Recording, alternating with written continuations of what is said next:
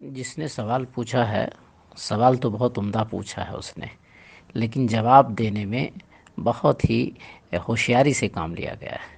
الفاظ ایسے استعمال کیے گئے ہیں کہ سامنے والا سمجھ بھی نہ پائے، اپنا کام بھی نکل جائے۔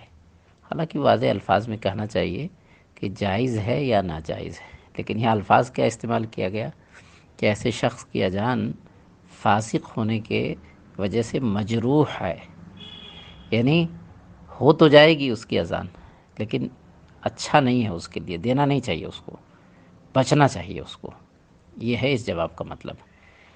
خیر، بہت افسوس کے ساتھ کہنا پڑتا ہے کہ آج مسلمانوں کی حالت کیوں ہوئی کہ اس طرح کے سوال مسلمان پوچھ رہے ہیں اور لوگ جواب بھی اتنے ڈر کر کے دے رہے ہیں، ایسا لگتا ہے کہ عوام انہیں کھا جائے گی۔ بہت صاف کلیئر معاملہ۔ 1,24,000 پیغمبروں کی بات کریں، سب داڑھی رکھتے تھے۔ میرے نبی صلی اللہ علیہ وسلم نے کہا داڑھی کو معاف کر دو، مونچھوں کو کاٹو۔ اللہ کے نبی نے اس چہرے کو پسند ہی نہیں کیا جس چہرے پہ داڑھی نہیں۔ اور داڑھی جتنے صحابہ کرام تھے، کسی ایک صحابی کے بارے میں کوئی ثابت نہیں کر سکتا انہوں نے کبھی داڑھی کو کاٹا ہو۔ محدثین، فقہا جتنے بھی تھے سب داڑھی والے تھے، کوئی نہیں کہہ سکتا ہے۔ آج لوگ داڑھیوں کو کٹواتے بھی ہیں، رواشتے بھی ہیں، اپنے طریقے سے سیٹنگ بھی کرتے ہیں۔ یہ افسوس کا مقام ہے۔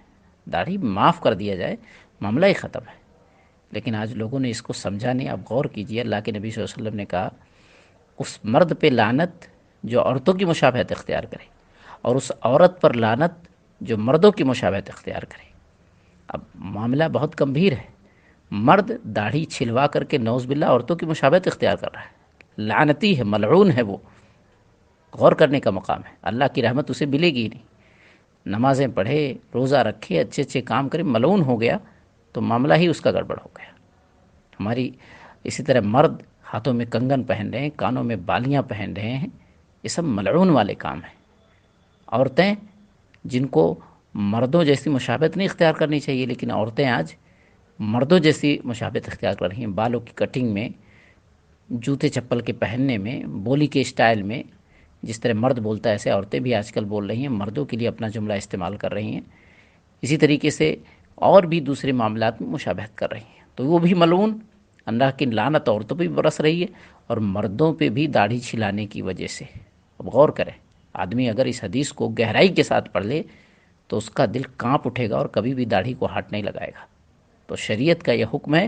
یہ افسوس کے ساتھ کہنا پڑتا ہے کہ لوگ آج مسئلہ پوچھتے ہیں اس کی اذان اقامت ہوگی کہ نہیں۔ ارے مسئلہ یہ پوچھنا چاہیے کہ وہ مسلمان ہے کہ نہیں، اس کا معاملہ ٹھیک ہے کہ نہیں، وہ ملعون ہے تو اس کی لعنت کہاں تک اس کی جائے گی۔ اس لیے اللہ کا خوف کھاتے ہوئے ہمیں آج سے ہی داڑھی کو چھوڑ دینا چاہیے، معاف کر دو بالکل داڑھی کو۔ اسی میں ہمارے لیے خیر ہے، اسی میں ہمارے لیے بہتری ہے، یہی ہمارے لیے ہر لحاظ سے بہتر ہے انشاءاللہ۔ ہم اللہ سے یہ وعدہ کرتے ہیں اس میسج کے سننے کے بعد انشاءاللہ کہ آج سے ہم داڑھی کو ہاتھ نہیں لگائیں گے۔ اللہ ہمیں عمل کی توفیق دے۔